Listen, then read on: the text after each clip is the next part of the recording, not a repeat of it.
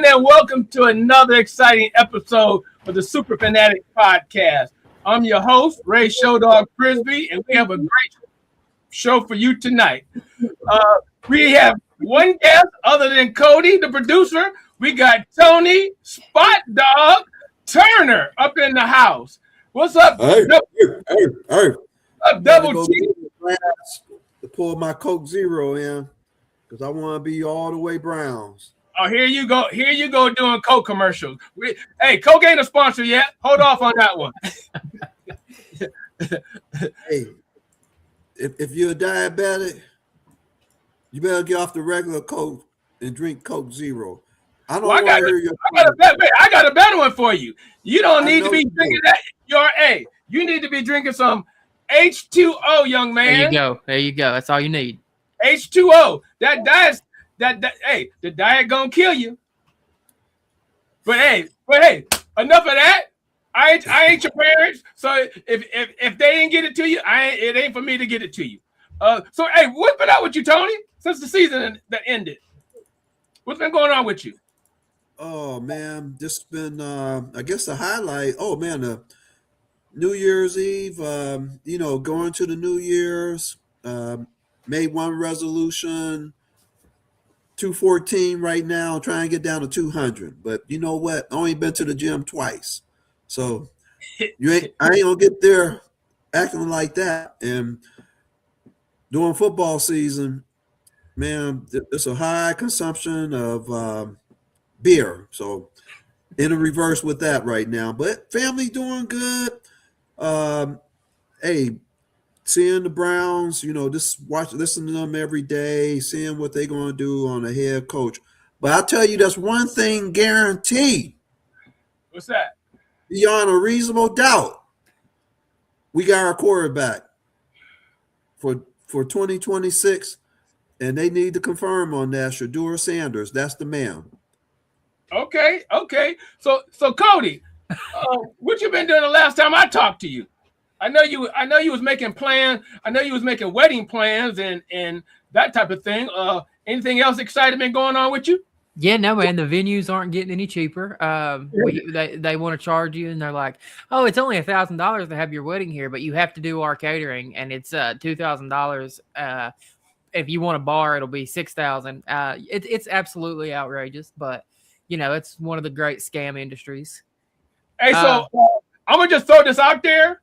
I got a backyard the size of a football field, and it's already been tested. I had a Browns party back there with catering. Okay. Hey, I ain't got nothing with room, and I wouldn't charge you. So, I'll tell you what. Just keep that in mind. She said she don't want a destination wedding, but I don't think Youngstown counts as one of those, does it? Yeah. Youngstown ain't a destination. But no, man, Tony, it's good to hear that going to the gym 2 times since the first is better than going 0 times.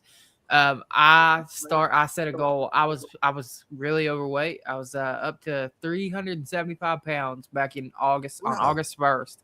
And I'm, as we sit right now, down to 311 since August 1st. I bought at least 1 mile every day. I'm a little over a month on 2 miles a day. Getting after it. But with that being said, I'm a little concerned that my streak's going to have trouble because we have a nasty storm coming in with some snow, some ice, which I think Ohio may be at risk of getting. So if you're listening tonight and in the comments and are at risk of getting hit by this ice or this snow, please be careful. Make preparations to have food, maybe a generator if you can do it, because it looks like it could be no joke. Don't know really where that storm's going to fall, but we've been watching it all week. There hasn't been a bit of bread and milk to be found in any grocery store in the surrounding 3 county areas for 4 days now. So that's kind of what. Oh yeah, that's the big joke is people say, "Oh my God, it's about to snow. Go get the bread and milk." I don't know why. I don't know if they eat milk sandwiches or what, but yeah, it's since they first started forecasting this around the beginning of the week, the bread and milk has been sold out. Like it's supposed to be. James Frank says we're supposed to get it in West Virginia too. We never get snow. I'm so excited. I live approximately 200 yards from West Virginia, so despite the fact that Ray thinks I live in Tennessee, I do not. I live in Kentucky, right on the border of West Virginia. So yeah, they were calling earlier this week. They were calling for 12 to 14 inches of snow. There's parts of the area that they're now calling for 6 inches of snow. 30 minutes away, they're calling for 7 inches of ice. It seems like they don't really know because we're right on the line. But I've seen like North Carolina could be impacted pretty heavy, Tennessee, Virginia, up into Ohio. So I hope everybody stays safe, man. It's stuff like that concerns me with, power outages and things like that. Right. Hey, real quick before we get into the show, one last thing about on the fitness thing. I always tell people, and start off slow, but try to become a distance. Try distance running, because the one thing that I've never seen in my whole life, I've never seen a big distant runner. They're always, because they run so much and they're constantly burning calories. So if you can start with maybe walking a mile, try to get it up to 2, up to 4. Because I actually trained somebody and I told them they were running 2 miles when I tricked them. They were actually running 4. So you can imagine how quick that weight came off running 4 miles a day for 3 months. Ray, I think you're a good case study on the importance of going to the gym, because no one would think you're what are you, 72? No, we don't talk about age. But yeah, no, I'm actually, me and Tony are the same age. We're both 70. We actually graduated together in high school. Well, if people saw you dancing to your own theme song before the show, they'd be like, "Man, I got to go to the gym more if he can bust out moves like that at the age of 72." You know what I mean? Wait! Don't get me 770, not 70. Yeah, in 2 years, God willing, I'll be 72. But yeah, no, I'm just 70. All right, you got a lot of life left in you. Hey, before we start, 35th episode of the podcast here. You know my little game I've been playing lately. Ray, give me this one's hard. I ain't gonna lie, this is hard. I can't do it. Give me a number 35 for the Cleveland Browns. Bo Scott. Who? Bo Scott. Yep. That was Tony's answer too. Wait, real quick. Tony and Bo Scott were best friends in Columbus. So, and I knew when we said 35, I was like, wait, that was Bo Scott. And when his face lit up, I already knew what he was going to answer. You got to give me a different one, Tony. Can't be the same one. Oh, I can tell you right now, Calvin Hill. Good. Yeah, that's a great one. Heck yeah. What is it? What about the guy that broke the single season, single game rushing record? Yep. Jamal something. Harris. Wasn't he 35? Jerome Harrison. Yes, he was. Jerome Harrison. So yeah. If you look at Pro Football References, I think it's called approximate value. Like, you guys have named the number 2, number 3, and number 4 Cleveland Browns of all time who should wear number 35 in that. I think it's AV.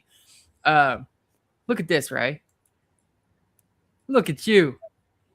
Look at you. James. Love James. Much love, James. So you've come up with the number 2, 3, and a little bit bigger. I didn't see that. We've come up with the number 2, 3, and 4 Cleveland Browns in approximate value to ever wear the number 35. I'll tell you the 5th one, because this is how far of a jump we're making. Jermaine Whitehead, who I'm pretty sure was the guy who threatened fans on Twitter after a loss when he played bad. He was a safety around the Baker era. 2018, 2019. He threatened some people on Twitter after a loss and was like talking about going and clapping them. Like, you know what I mean? And I think they cut him instantly after that. And I'm giving you another 35. He was a linebacker for the Browns back in the 60s. Galen Fitz? You got it. Number 1 on the AV list. You've named 1, 2, 3, and 4. I consider that pretty impressive because Galen Fitz had a hell of an interception in the championship game, if my memory serves me correctly. Best I could do was Rocket Sanders, who wears it right now. Oh, okay. But Tony would know that. Didn't Galen Fitz have that big interception in the 64 championship game? Honestly, I can't remember. I don't know if he did. I kind of remember him and having a nice little run back too, kind of, sort of. Yeah. But yeah, let's get to it. Let's get. All right. Shots fired. Shots fired. Duck. So, a Falcons beat writer who you have here as D. Orlando Ledbetter, who absolutely missed a shot to be a hell of an attorney with that name. He was defending Kevin Stefanski and the hiring of Kevin Stefanski. Said that Mayfield and Sean Watson failed in Cleveland, and it was led to the downfall of Kevin Stefanski. Baker took exception to this. He responded to the tweet and said, "Failed is quite the reach, pal. Still waiting on a text or call from him after I got shipped off like a piece of garbage. Can't wait to see you twice a year, coach." Joe Thomas did come back. I don't know if y'all saw this and said texting calls won't work both ways, but nevertheless, Baker disagrees with what led to the downfall of Stefanski. With Stefanski now in Atlanta, he will face Baker twice a year. Quarterback situation not great there either, but I digress. What are your thoughts on the Baker Stefanski internet boxing match? Let's start with our guest, Tony. What do you think? Oh man, hey, they really did Baker injustice, and I don't know why he mad at Stefanski because he was trying to get more money and he had that injury, and they just played him. Ain't no way they should have played him. So, hey, they probably tried to pull him out, and this seemed like that just went on with the Browns organization. Somebody above the head coach was calling the shot for him to play. So he's trying to put the blame. I mean, you just can look at him. Oh man, Atlanta, man, they're gonna be so mad at the end of the year that they hired this cat as a head coach. and I just saw the thing so crazy. They hired Reese. Now he's the offensive coordinator in Atlanta. Well, he's shown so much promise as a play caller. And wait, we all know who was really calling those plays because it didn't seem like anything changed.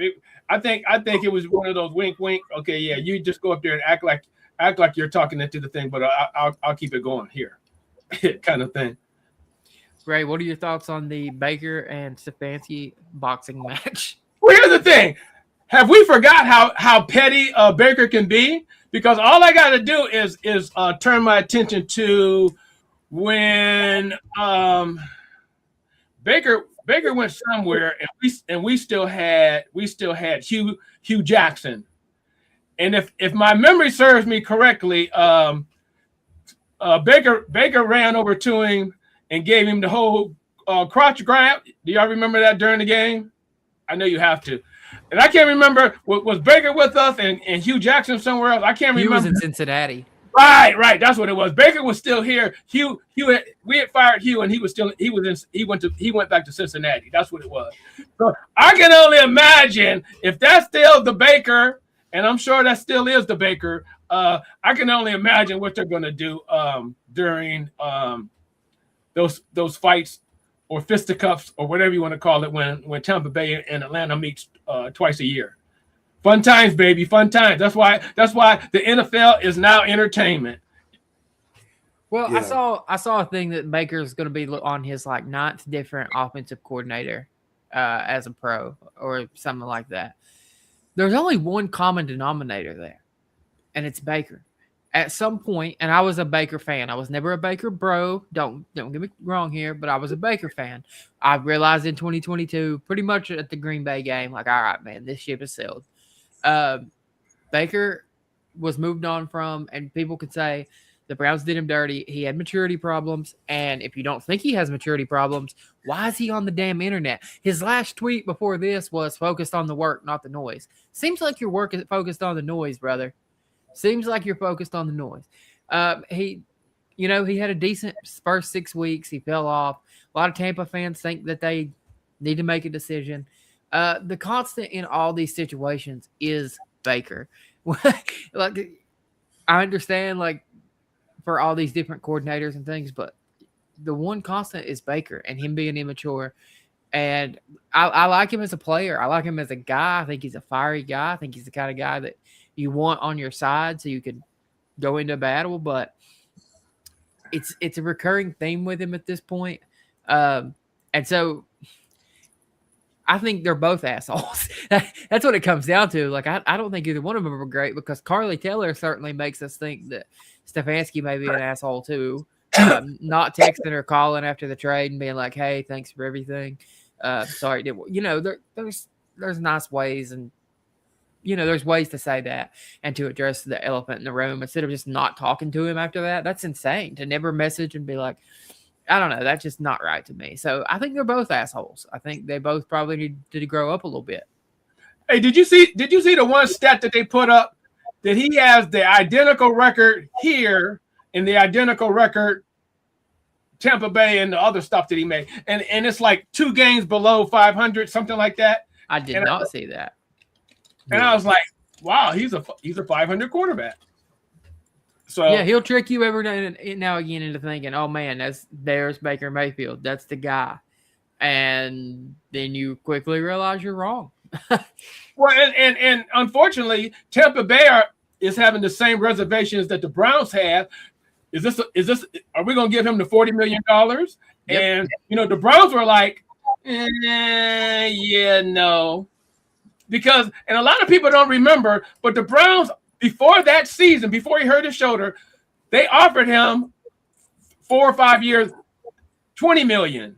He said, no, I'm going to bet on myself because I want the bag, which everybody was getting 40 at that time. So he turned to 20 down, played, and and if you remember those first 2 or 3 games, he came out like he was all pro.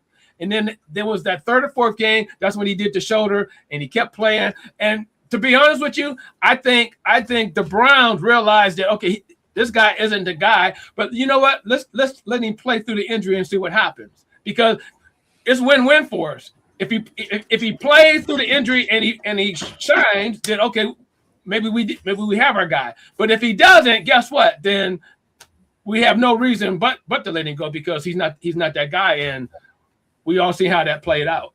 And we also have to remember he made freaking T-shirts when he played us the next year. Like when they came back, when he was in Carolina, that didn't work out well for him either. But yeah, I'm with you. He also claims to have had an injury here this year. It's a can't win for him if he says, or can't lose. He says if he plays bad, he can say, "Well, I was hurt." Right. So there was a lot of different storylines going on, and most people were oblivious to it because they just seen everybody going after Deshaun Watson, including us, and so yeah, it played out like it played out. Yep. You got anything else to add, Tony? No, I always felt like Baker could never carry a team. He was real effective with us when he passed less than 20 times a game. Yep. And when he wanted to be the one to carry us, and that's when it started going bad. And I talked to fans who said they was a Baker fan. We should have kept him. But his attitude messed up the locker room. I think him and wasn't Odell Beckham on our team the last year? Yep. Well, yeah, his dad was the one that wrote the infamous letter or whatever about Baker and whatever went on. Yeah. And maybe this don't happen in the NFL. I thought when they had that conflict, Stefanski should have picked up Baker and got Odell Beckham and sat him down and said, "Just stop this crap. We playing football, and hey, no more conflict on that." But that's probably not the way they operate in that professional realm. So Baker had to leave. He had to leave because he kind of had divided the locker room, because they talked about stories how he had different favors of players that he addressed it during that season. Okay. Yeah, I never heard that one, but Stefanski also, I don't know that he has the personality to sit 2 guys down like that. That's why. Well, here's the thing, though. How are you going to sit somebody down and tell them about their dad? Because Odell didn't write the letter. It was his dad that wrote the letter. While I agree, for one, we know that basically, Dad, you're going to need to write this letter, because if I do it, I'm going to look like an ass. Yeah. So yeah, I get it. I get it. James, I like this comment. Love Baker, but I get why we let him go. Let's be real, all those wins we got were mostly because of Nick Chubb and our defense playing decently. Yes. I would probably put more weight to Nick Chubb than the defense, but yeah, I completely agree. Think about this. That one playoff game where the first play, the ball was snapped over Big Ben's head, and then we scored it. Everybody was like, "Oh man, Baker!" I mean, Baker did what he had to do, but that game was all turnovers. And by the way, that's also the same game that Stefanski had to watch in the basement. I believe that was that game. It was indeed. The COVID, yeah, he had COVID. Yep. So yeah. And that was the year that Kareem Hunt was in the backfield with Nick Chubb. I'm correct about that? Yeah. Yep. Okay. Yep. This how I feel what happened. Because Kareem Hunt, he was a beast, man, that first year, man. They had 1-2 punch. So when they went to Kansas City on the next playoff game, that was Kareem Hunt homecoming game because what Kansas City had done to him, releasing him. They did not let him touch the ball one time in the first half. He should have been showcased. And I tell you what, I just feel that was behind Stefanski doing that. Didn't want him to get that good glory of putting it back in to Kansas City. Because if you remember, we almost beat them. We almost beat them anyway. Because we had knocked Patrick Mahomes out of the game.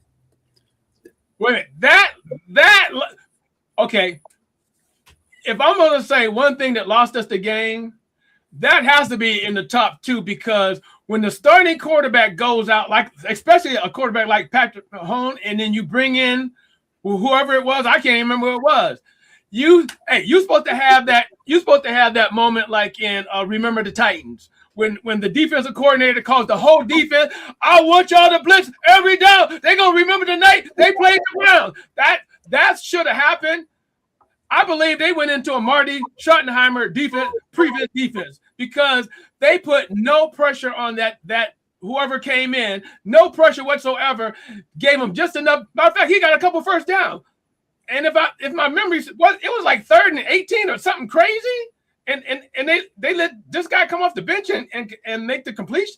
Man, that was just horrible. He ran it. He didn't get a completion. He ran it.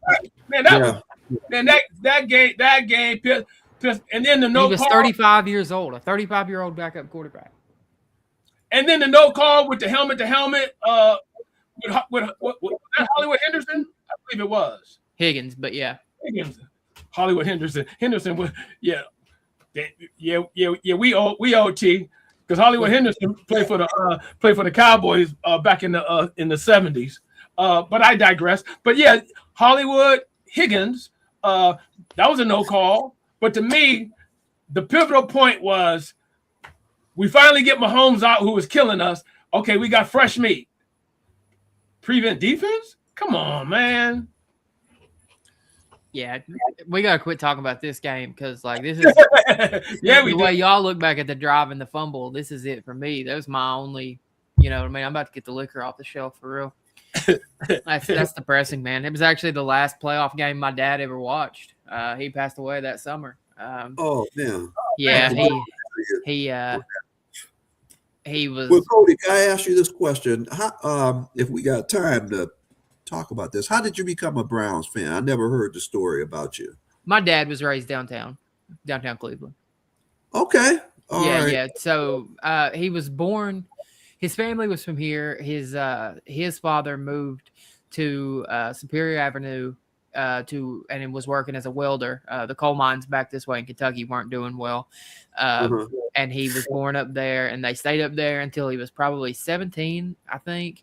And he was getting it's kind of a funny story. He had got into smoking weed, and his mom was an old woman, you know, from Eastern Kentucky. And she said, Lord, he's getting into all this stuff. We got to get him back home. You know, he wouldn't be doing this if he wasn't up here in the city. So the mines had bounced back a little bit back then. They moved back this way.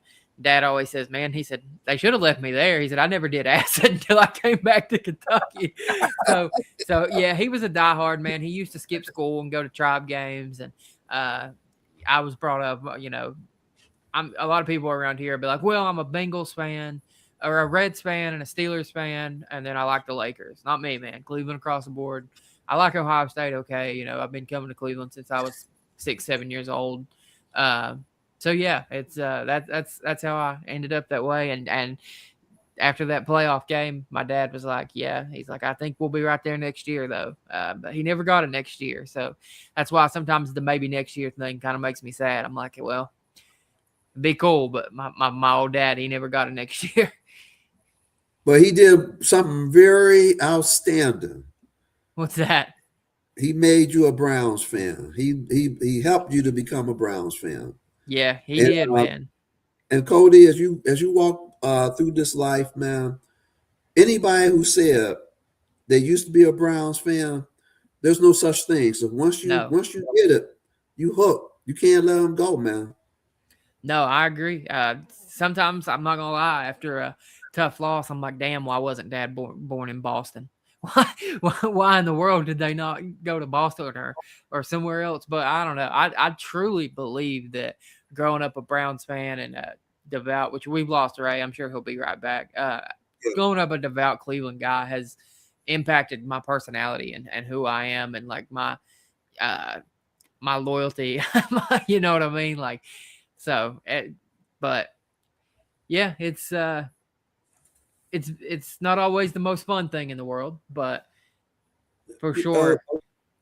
If you, in that blue collar area of Cleveland, Youngstown, Mansfield, this people who grew, people that's younger or in their 20s, 30 and 40, they stay Browns fan because their father or their mom was a Browns fan. Yeah. And just so ingrained in them, they don't want to let them go, man.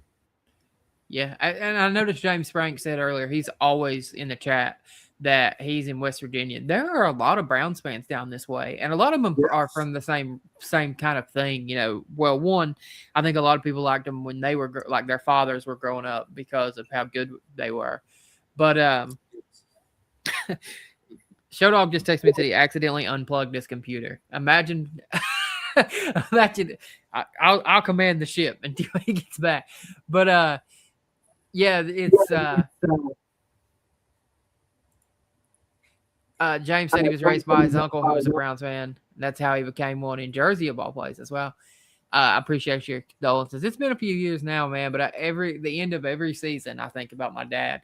But the joy of that is we did get to witness one Cleveland championship together, and it was the Cavs, and it was on Father's Day. So it's a super special memory for me. Sure was. Yes, it was. Yeah, so June 19th is super, super special. I still have a brother that, he's not as probably as big of a Browns fan as me and my dad were, but he's a big Guardians guy, Indians guy. Right. So, I like them all. I say that. The Cavs piss me off probably more than the Browns do, but yeah, it's a life that I don't want to say cursed with, but it chose me for sure. Right. Mm-hmm. Well, while we wait for Ray to come back, I'll just move on to the next topic without him because, he'll figure it out. The head coach interview thing has gotten real confusing in the last couple days. So we know that Jim Schwartz has gotten a second interview. Todd Monken will receive a second interview. Grant Udinski will receive a second interview. Nate Schilhaus, I think I'm saying that right, receives a second interview. Jesse Benner was scheduled for a second interview. He declined it. He accepted the job of the Baltimore Ravens today. Oh, okay. He's going to be their defensive coordinator? No, Mentor is the head coach of the Baltimore Ravens. Oh, Mentor was, yeah. Yeah, wow. He was hired this afternoon as the head coach of the Baltimore Ravens. Okay. Mike McDaniel also declined his second interview. He will be the offensive coordinator of the Chargers. Right. Tommy Rees got a first interview, did not get a second. He's accepted the offensive coordinator for the Falcons. Yes. Dan Pitcher did not get a second interview. Aiden Dirt, is it Dirday? I'm not sure how you say it. Anyway, he doesn't currently have a schedule for a second interview. I think they will probably give him one now because they need a second interview for the Rooney Rule. Anyways, Yes. what are your thoughts on we'll start with Tony again. Actually, Ray, we ain't got to hear your voice in a few minutes because you unplugged your computer. What are your thoughts on where we're at in the head coaching search? Well, I think a lot of it. In other words, I believe there's a not only do they have to take care of the Rooney Rule, but I think there's a certain number. I don't know if it's 5 or 6 that they have. There's a minimum number that they have to interview as well too, because a lot of times, they would just promote an offensive coordinator or a coordinator, and not even do interviews. So they've gotten away from that. They've installed the Rooney Rule. They installed the other, whatever that other one is. So I think the game plan all along was for Schwartz to move up, and then to bring one of these young hotshot offensive-minded guys in. That's why I was kind of liking Daniels as a coordinator, but not as the head coach. But you see, LA snatched him up. But I like the guy with the U, because I don't want to remember his name. The guy from Jacksonville, I like him. And then somebody tell me what a passing game coordinator is. I mean, I'm guessing. So how that works is that you'll have a pass game coordinator, a run game coordinator, and your offensive coordinator will ultimately make the play calls. But all things of the running outfit of the offense will mainly be centered around what the run game coordinator brings to the table, the pass game coordinator, or if he wants to call a pass play, he may consult specifically with the pass game coordinator to say, all right, we need a pass here. What do you think? And let him give the input. So he might not call all the plays, but he might call the pass plays. There's different ways that people do it, but that's the premise of it.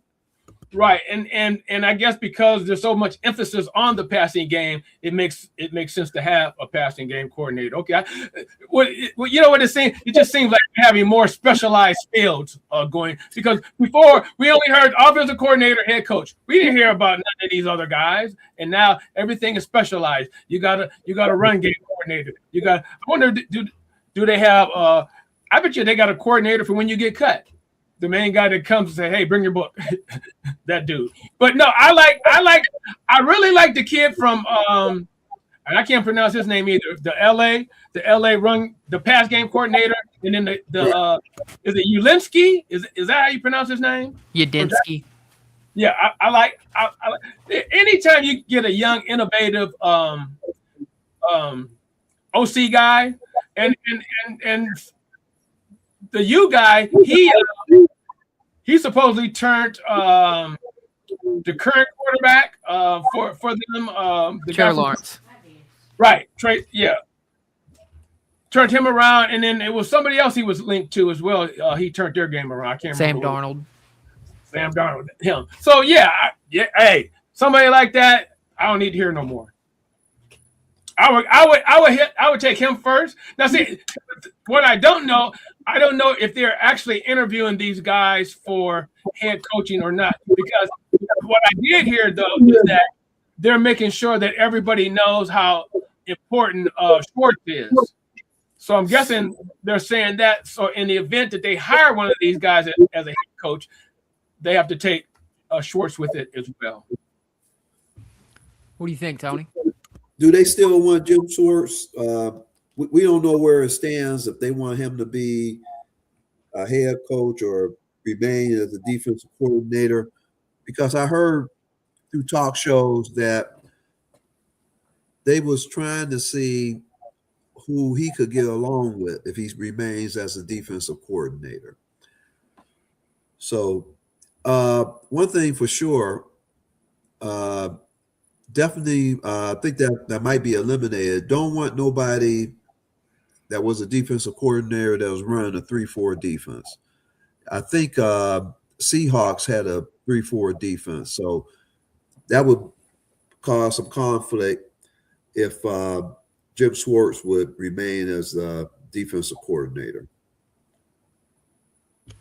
Yeah, I agree with that completely. A couple things I wanted to bring up. For one, I really liked the idea of Jesse Minter, but I did not want a 3-4. So yeah, I'm completely with you there. I think Dirty. I hope I'm not saying his name wrong, but the Seahawks D coordinator. I anticipate he gets a second interview now, but I think he can mix it up. Udinski will interview with us on Friday. He interviews, and it's a second interview. On Sunday, he interviews with the Bills. I think maybe they're trying to maybe work him into being an OC, but that makes me nervous. Todd Monken, zero interest. Get him the hell out of here. Schwartz, if it's what we got to do, fine. Here's what I will say, and this look, this might be controversial. As a white man, I there are certain things I'm probably not super qualified to speak on, and I think the Rooney Rule is a good thing. I do. I think it's a smart thing. We're in a situation as we speak that Andrew Berry has to interview another minority candidate that he probably has no interest in hiring to prove that he, as a black man, is not racist. Just the same, if he went out and hired Nate Shieldhouse, who is a black man right now, a black man hiring a black man, he would not be in compliance of the Rooney Rule because they didn't interview another black man. At some point, your rule is a little bit dumb. And to me, we're going to have to go out and interview someone. We're basically holding up all of our progress. And like I said, I think they'll just do Dirty.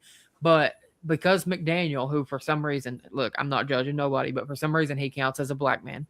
I think he was raised by a stepfather or something like that. But to me, your rule is counterproductive when it gets to the point like, well, your black GM has to prove he's not racist. So even if he hires the black head coach that is rumored to be one of the favorites, he still needs to interview one more minority candidate. To me, that's just stupid. And like I said, I'm not qualified to speak because as a white man, but to me, it's just dumb. And right now, it feels like we're in a little bit of a holding pattern, trying to figure out who our next second interview is going to be. And I think ultimately it's going to be Shieldhouse or Udinski, if not Schwartz.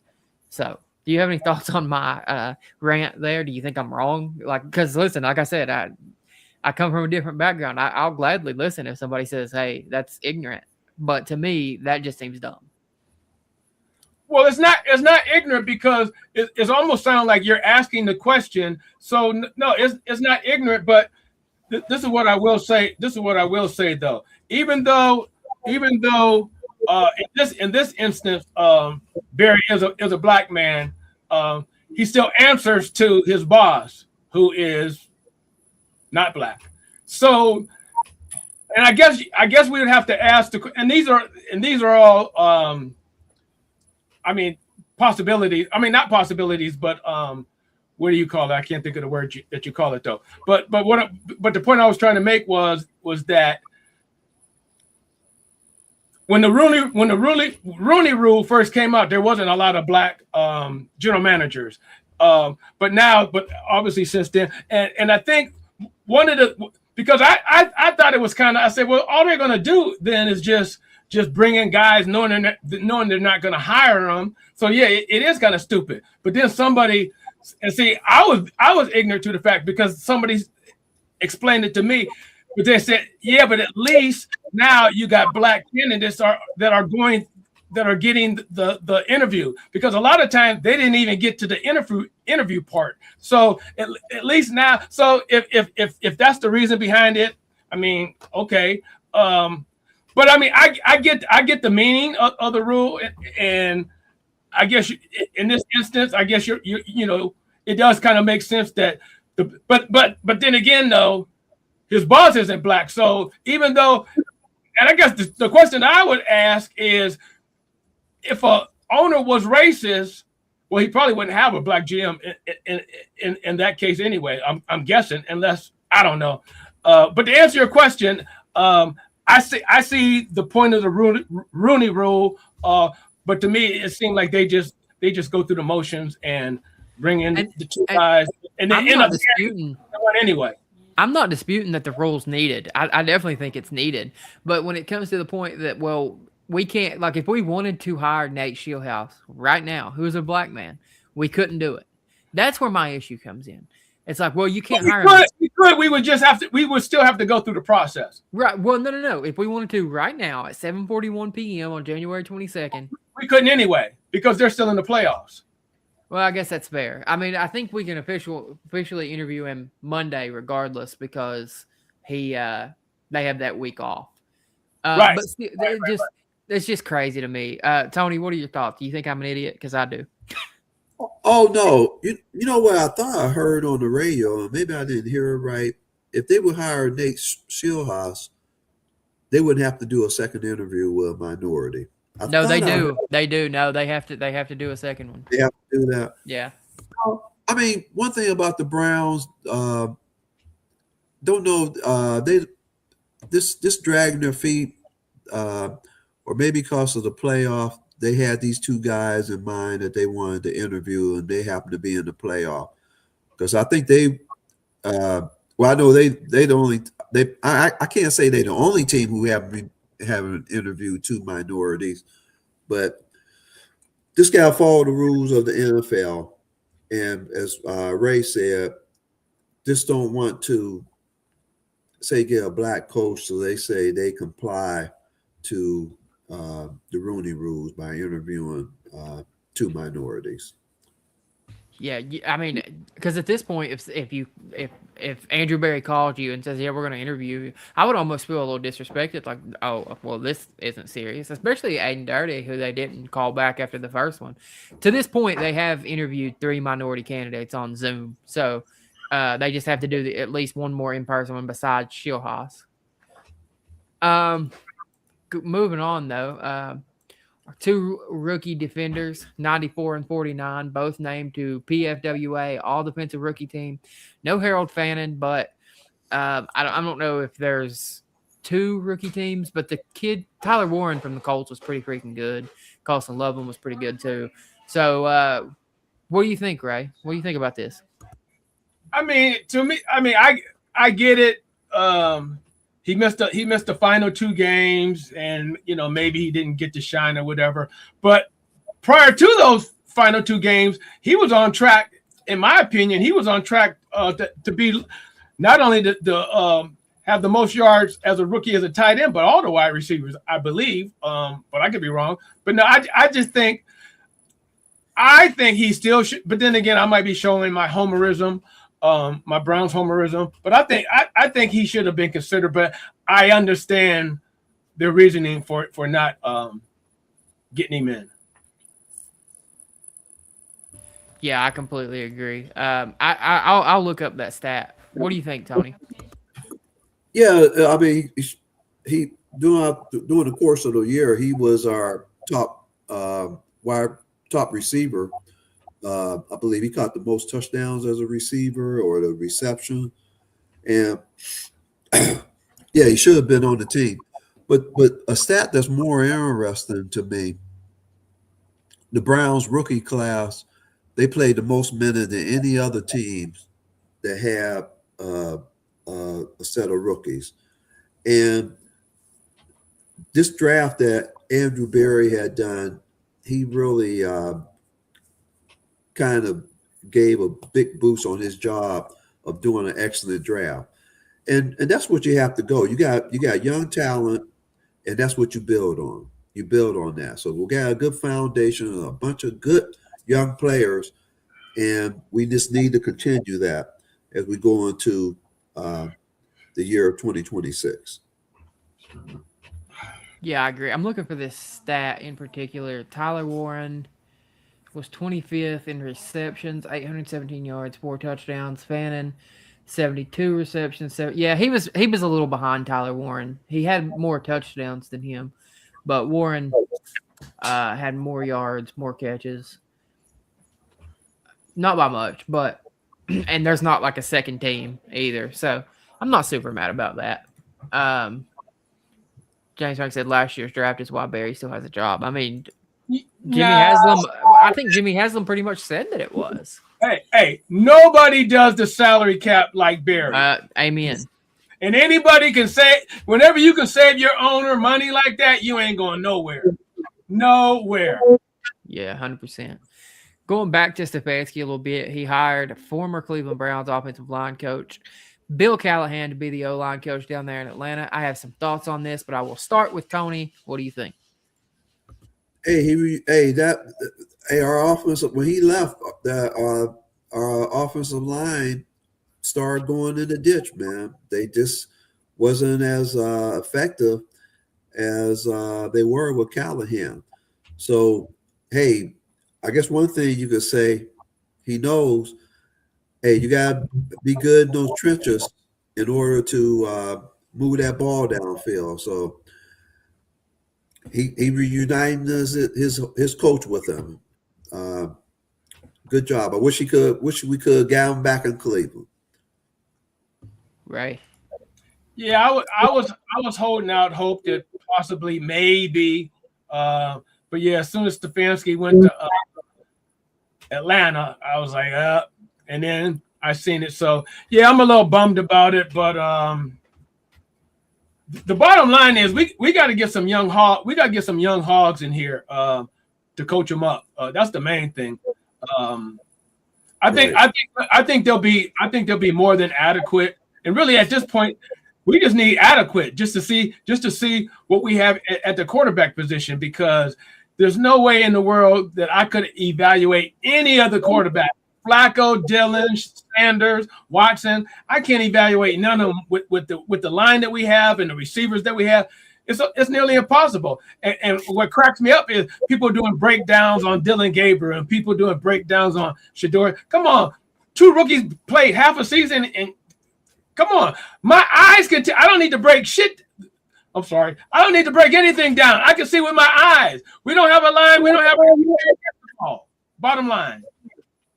Oh man, hey man, Sugar Ray, man, I co-sign with you, man. I mean, everybody, people who didn't even like football, unfortunately, when they saw that Dylan Gabriel was so ineffective, man, they knew he shouldn't have been playing. And I go back with Stefanski. He was so rigid of not wanting to change. Everybody could see, man, he could not move the ball, and he wouldn't even take a chance of taking them out. Just so rigid. And hey, you know what? I hope he turned his ways around, because I'm telling you, he gonna go down in Atlanta. He gonna reunite with a guy he coached before, and he gonna stay with him. They talking about he gonna develop Penix. Penix, man, he's not gonna get developed. He's gonna be second team because Kirk Cousins gonna be the starting quarterback. Let me check on this. I think Kirk Cousins might be a free agent. Now, I'm sure they'll try to bring him back. I mean, he's not a free agent, but they could get out of that really heavy contract of his after in 2 months. They can get out of it. So here's my thoughts on the Callahan situation. The Titans fans were thrilled to see him go. They was like, yeah, our offensive line was terrible. And here's what I'll say about Callahan. Our guards were good every single year under him. We never did have a left tackle under Callahan. He never took Jedrick Wills and did anything with him. And then he got J.C. Latham in the first round of the first year he was with the Titans, and he never developed and turned into anything. Conklin was okay, but, I mean, he was always hurt. So do I think Callahan is a good offensive line coach? I do. I do think he's a good line coach. But what I don't think is he's a savior. And ultimately, I think guards are becoming easier to find in the NFL because people are moving tackles. So I don't want to say that it's any big loss. I saw somebody say, yeah, of course he would follow Stefanski and not come back to Cleveland if he really, cared about Cleveland. Well, why the hell would he care about Cleveland? He wasn't from here. His loyalty was to the guy who hired him, which is Kevin Stefanski. Furthermore, we wouldn't have had an option to offer him a job because we don't have a coach yet. Like, you don't hire an O-line coach before you know what kind of system you're going to be running. It just doesn't make any sense. But most of the arguments on the internet don't make any sense either. Moving forward, fun national championship game the other night. Ended up being a way better game than I expected. The George Malley said this draft has some stud offensive line guys. Remember the name Monroe Freeling. Indiana came out on top. I'll tell you this about Mendoza, man. He might not go out there and blow you away with a 400-yard stat line, but every time you need a big throw or a big play, it seems like he makes it. Ray, what are your thoughts on the Indiana? Well, I don't want to bury this part of it.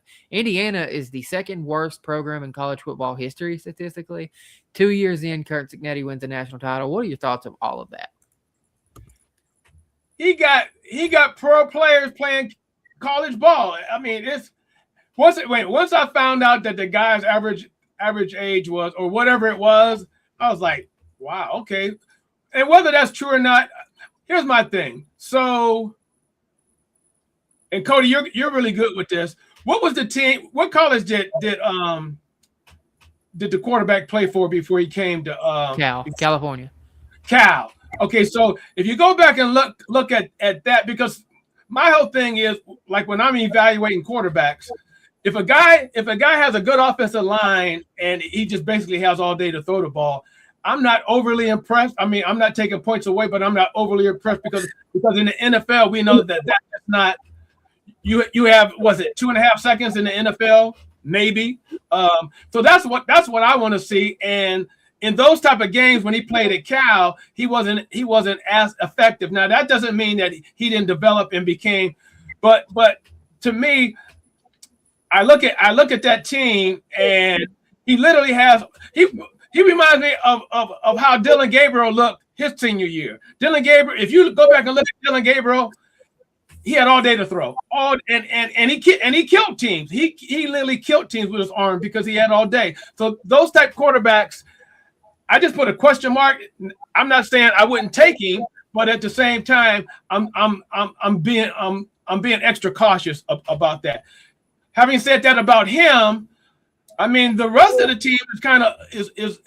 I mean, are we drafting 26 and 27-year-olds? I mean, we did that with Wheaton. We see how that turned out. Not that all of them are that old, but that just seems like that particular coach. That seems like that's his formula.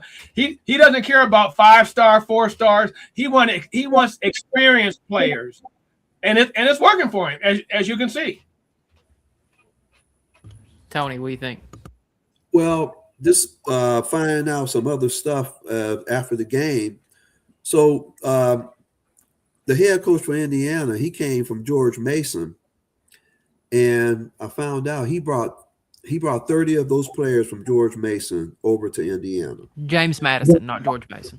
Okay, thank you. Appreciate that. James Madison. Sorry about that. Yeah, and must have been a good program because they was in the playoff this year. Am I correct about that? James Madison. James Madison is in that division with Youngstown State, and they always have a contending team. It seems like. Well, maybe I might. Well, no. They made the playoff. They came to the Division I level like 2 or 3 years ago under 6. Oh, okay. I'm getting them confused with another team, but just looking at it, he brought 30 players over from that school, and they were so disciplined that they had a stat. They only fumbled one time the whole season, and that was the first game of the season. So just that coaching, disciplining them, and the other thing that was, and it's moving into the other thing about the trend could be catch on, because they talk about the 5-star and 4-star players.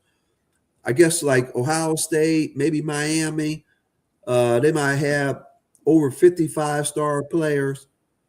Indiana only have 8 4-star players. And hey, come down to that discipline.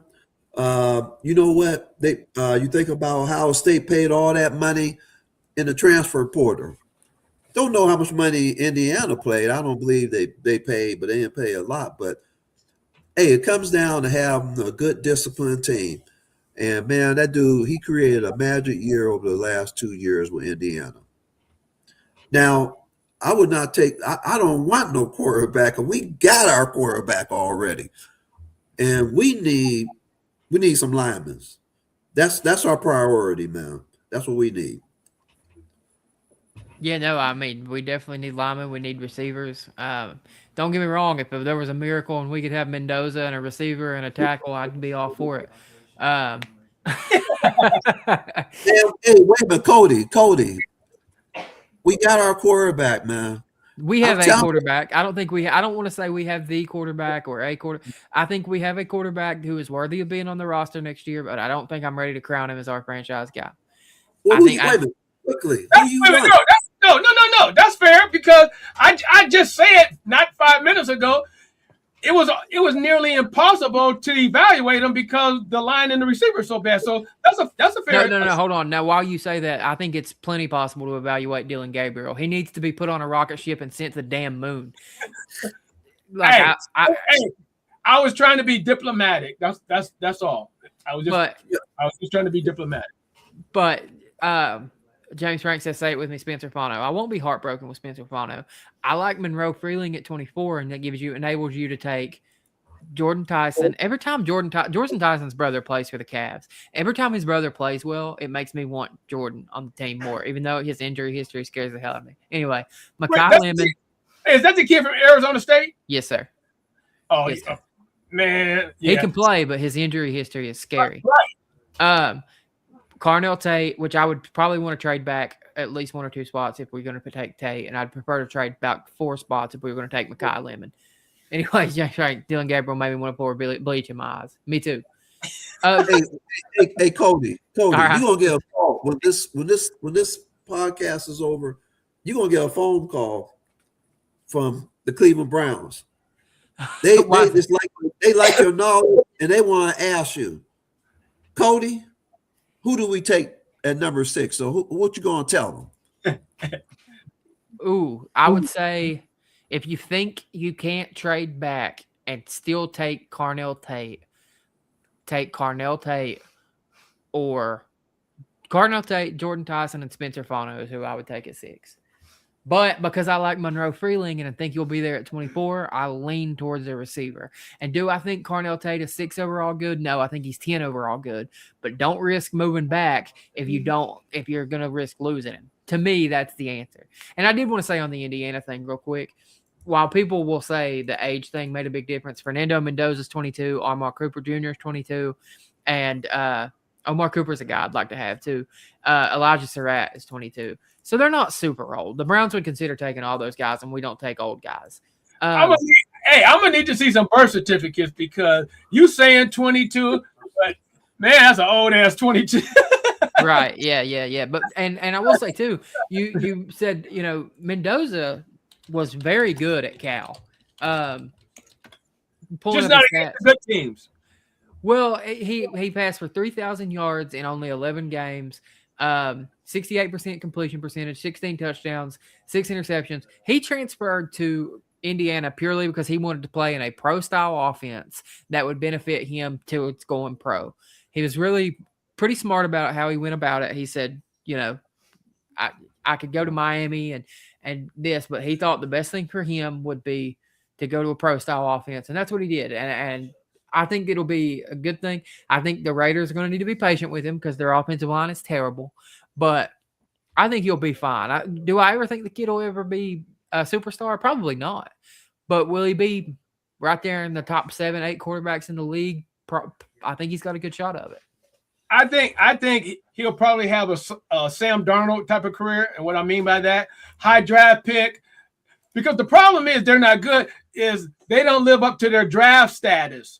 So right. if you're a top 5 guy and they want you coming in right away, throwing for 4,000 yards, throwing for whatever and everything that goes with that.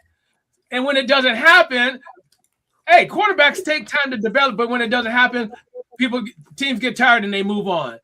And unfortunately, going to the Raiders, I can see that happening to him. Before we get out of here, Ray, he had asked me what I would do at 6. I did this today. Let me take Mendoza off the screen here. I did this mock draft today. That's what I would do. Okay. If Trinidad Chambliss comes out and you can get him at 70, I don't think you can, but he was available. Bring him in there. He don't have to start. He don't. Oh, let him wait, compete. you know who I like better than him? Than Chambliss? The kid from he came, and I meant to ask Dustin about him. Quarterback, he's 6'6", 245, and he's a 4'4". He's a 4'4" guy. But he went to he was at Tech. Hold on, I'll tell you. He was at You talking about Malik Murphy? Because that sounds like Malik Murphy. 6'6", quarterback? Yeah. Big black guy with dreads. Yeah. But he was at Oregon State. That doesn't sound like his name, though. I know he came from Boise. I know he came from Boise. Okay, it might not have been him then.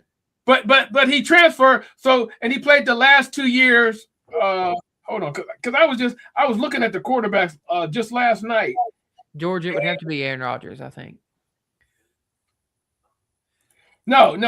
His name is Taylon Green. He's at Arkansas now.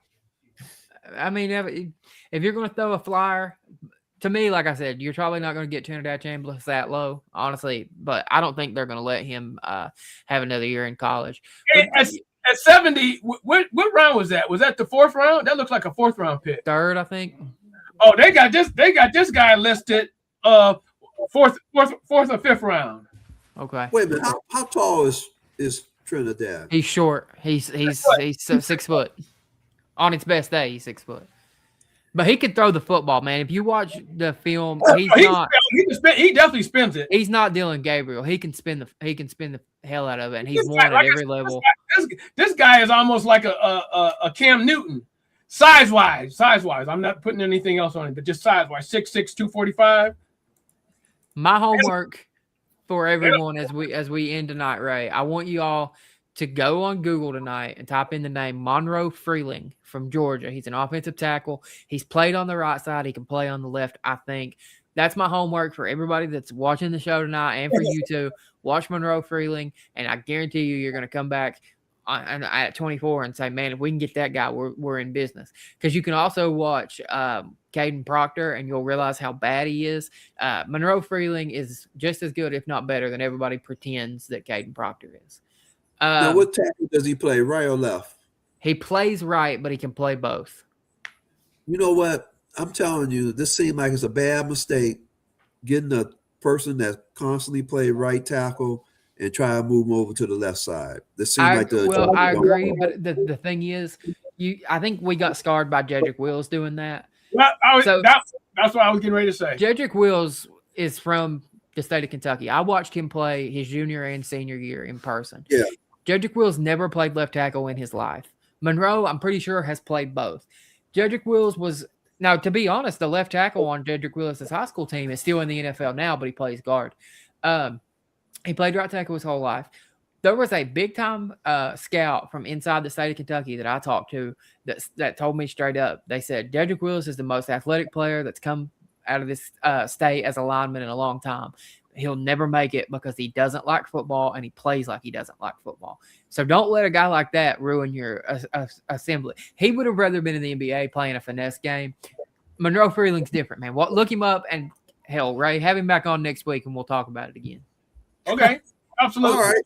Yeah, hey, I'm going to look for the left tackles. But, Cody, when you go to bed tonight, just remember, we got our quarterback, man. We got a quarterback. On that, man. We got a quarterback. Hey, man, just putting something around me. Hey, Mel Kiper said he was the best pro-style quarterback. Yeah. Ray, send us out of here, man. Hey, great show tonight, everybody. And as always, go Bros!